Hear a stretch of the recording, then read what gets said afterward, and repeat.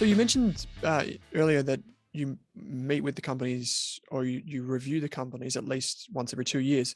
Do you when you do these reviews or when you seek out companies that could be added to the universe, do you go and like speak with management teams? Do you go do site visits, those types of things?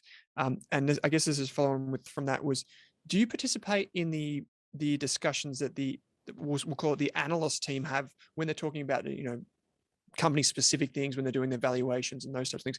Do you participate in those as well? Or is it you do kind of, this is your wheelhouse is over here and theirs is over there?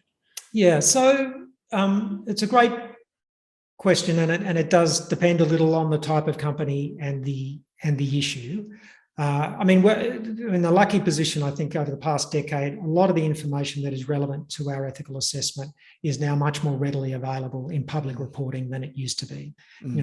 Climate reporting is now become pretty standard. So when we're looking at that issue and how is the company aligning its direction with a transition to net zero, there's a lot of public information which will often get us where we need to go in terms of completing our ethical assessment on that issue. For example, there's now compulsory modern slavery reporting for larger companies in Australia. So we get more public information about how they're managing human rights impacts.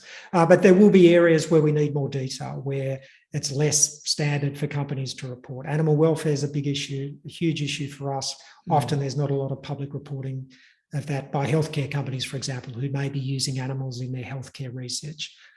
So there are areas where we are going backwards and forwards with the companies, and often we will be doing that in conjunction with the investment team who has the relationship with management, with the head of clinical research or whatever, head of research at these biotechs, for example.